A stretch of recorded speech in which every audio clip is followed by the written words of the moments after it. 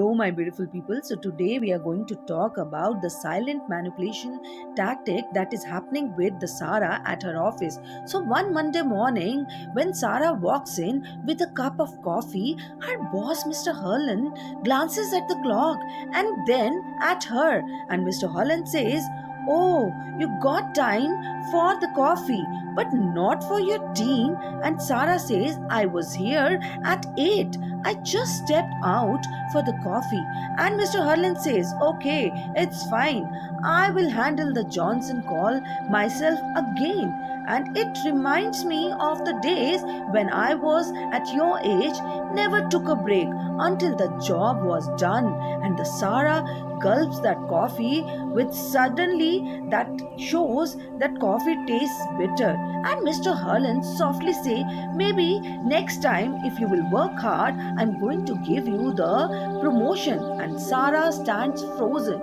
1 minute, one cup, and one comment, and her whole confidence melt. And the twist was Mr. Harlan started smirking, and he, behind his desk, taken out her short espresso coffee and says, "That line never fails." And this is how guilt tripping works. Subtle, silent, and it stings. Mira just wanted coffee, and her boss saw a weakness and started guilt tripping her. So, here, what is guilt trip? A guilt trip is a psychological manipulation strategy where someone uses guilt to control or influence another person's behavior, often by making them feel responsible for their emotions or problems.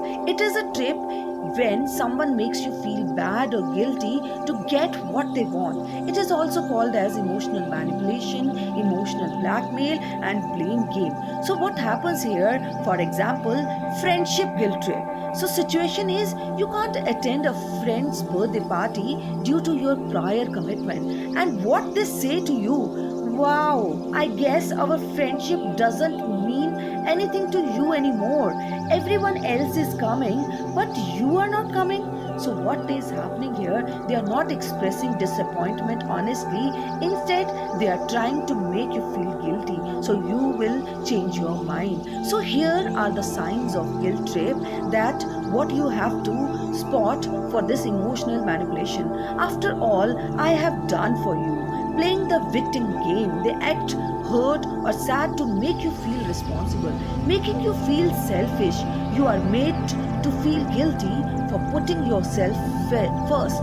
Bringing up the past, they dig up old issues just to shame or guilt you now.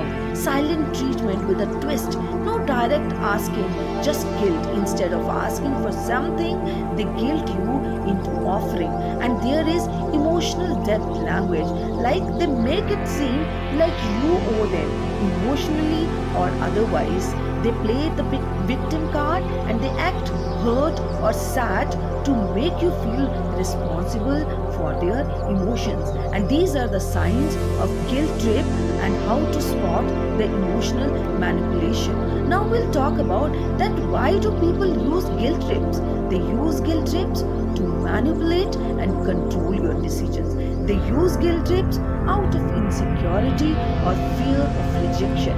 They use guilt trip because they don't know the healthy ways to express need. And this guilt trip is a learned behavior from family or past relationship. And this is how people use these guilt trips. Now we'll talk about how you can avoid these guilt trips. So protect your peace and set healthy boundaries. So you have to recognize the signs, the early signs. Catch manipulative guilt before it takes hold. Set clear boundaries. Say no calmly and confidently. You don't owe long explanation. Stay focused on facts, not feelings. Don't let emotional pressure override your logic and needs. Trust your gut. If something feels off or forced, it probably is. Avoid over apologizing. You are not wrong for choosing what is right for you. It is your right. Use assertive responses and prioritize your self respect over pleasing. So, here we'll talk about the real life example. A family guilt trip is also one of the tactic that the family is doing to manipulate their kids, their children. So here situation is, you tell your parents that you can't visit this weekend because you are exhausted from work, and what they say, this is the guilt trip. Wow, I raised you for 20 years and now you can't even spare one weekend for me. I must not matter anymore.